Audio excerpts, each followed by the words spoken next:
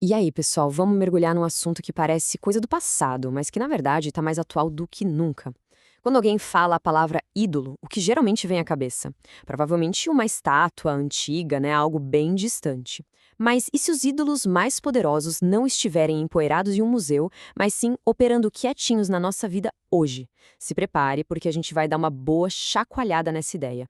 Então, para começar, vamos direto para a pergunta de R$ 1 milhão. Afinal de contas, o que é um ídolo? Tenta esquecer por um segundo aquela imagem de estátua de pedra. A resposta, como a gente vai ver, pode ser muito mais próxima e pessoal do que se imagina. E é super normal pensar assim. A imagem clássica é essa mesma, uma figura esculpida de alguma civilização antiga, um objeto de adoração de um tempo que já foi. Só que isso, gente, é só a casca do problema, é a pontinha do iceberg. E é aqui que o jogo vira. A grande sacada que vamos explorar é que a idolatria moderna não é sobre objetos que a gente vê do lado de fora. É uma questão de governo interno. Os ídolos basicamente mudaram de endereço. Eles saíram dos templos de pedra e se instalaram de Malacuia no coração.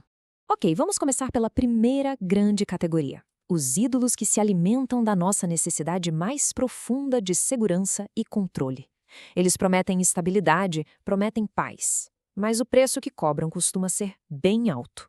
Para a gente entender isso, vamos conhecer um personagem antigo, Baal. No mundo daquela época, Baal era tipo o chefe da economia. Se ele controlava a chuva, ele controlava a colheita, a comida, a sobrevivência. A pergunta era muito direta: quem é que vai garantir o pão na mesa? Confiar em Baal era, no fundo, uma troca de governo na vida de alguém. E é aqui que a gente vê a conexão direta com o nosso mundo. Aquela ansiedade antiga pela chuva se transforma na nossa ansiedade moderna por resultados, por metas. A pressão por uma boa colheita vira a nossa pressão por performance, onde o valor de uma pessoa parece ser medido por números, por visibilidade. E o resultado é esse: uma crença que entra de fininho, mas que é muito poderosa. A de que o favor de Deus depende do nosso desempenho. A espiritualidade, então, vira uma negociação. A fé se torna uma transação baseada em produtividade. Agora, vamos para outro ídolo da segurança, Mammon. Ele é um pouco diferente. Não é uma imagem, mas sim um princípio invisível. Ele foi apresentado como um senhor concorrente, que exige o mesmo tipo de confiança que se deveria dar a Deus, a confiança total de que os recursos financeiros é que podem garantir o nosso futuro. A promessa de Mamon é a autonomia. É aquela ilusão de que com dinheiro suficiente na conta não precisamos mais depender de ninguém, nem mesmo de uma força maior. Ele opera em silêncio nas nossas decisões financeiras, transformando o que era para ser só provisão no verdadeiro senhor da nossa vida. Agora, a gente muda o foco. Se os primeiros ídolos governam pelo medo da falta, esse próximo grupo governa pelo desejo de aceitação, pelo desejo de ter valor. Eles não atacam a nossa segurança, eles miram na nossa identidade. A dinâmica aqui é outra, muda completamente. A gente sai do medo e vai para a atração. Não se trata mais de eu preciso produzir para sobreviver, e sim de eu preciso ser desejado para sentir que tenho valor. E quem representa bem essa ideia é a Será. Ela era a deusa da atração, do prazer, da imagem. O culto a ela não era baseado no medo, mas na sedução, no apelo emocional, na exaltação dos sentidos. Era uma espiritualidade envolvente, atraente. Hoje, a Será opera na cultura da imagem. Pensa nas redes sociais, na busca sem fim por validação visual, na ideia de que a aparência é mais importante que o caráter. A identidade deixa de ser formada de dentro para fora e passa a depender totalmente da aprovação que vem de fora. A história do bezerro de ouro é fascinante. O povo não queria necessariamente abandonar a Deus. Eles queriam um Deus que pudessem controlar. Um Deus que fosse visível, que não os fizesse esperar no silêncio da montanha. É a idolatria que nasce da nossa dificuldade de confiar no que é invisível. E esse sussurro ecoa forte hoje, numa cultura que valoriza o espetáculo acima da fé silenciosa. Uma cultura que mede a presença divina por experiências sensoriais, por emoções intensas, por manifestações externas, e que, aos poucos, vai trocando a confiança pela necessidade de ver para crer. Agora, vamos ampliar a nossa visão.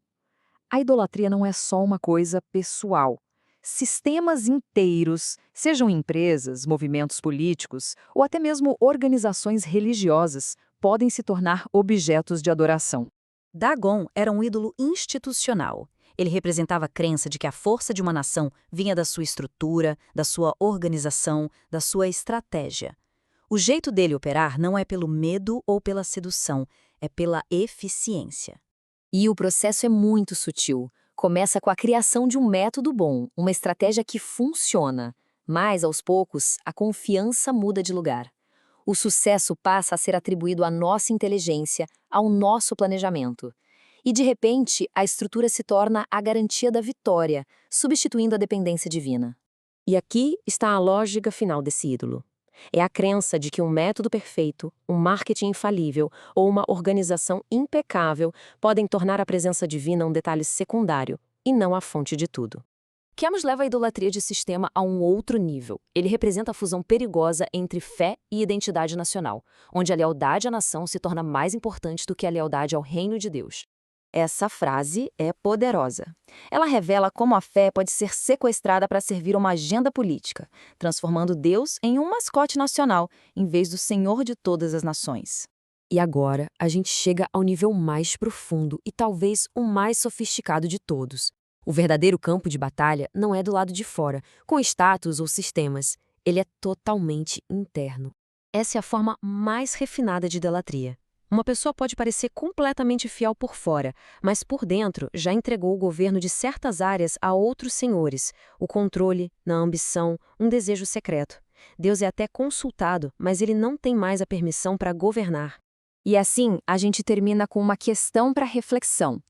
Se a idolatria moderna é invisível e interna, a única forma de desmascará-la é olhando para dentro. O que ou quem realmente está ocupando o trono no centro de comando da vida de alguém? A resposta a essa pergunta define absolutamente tudo.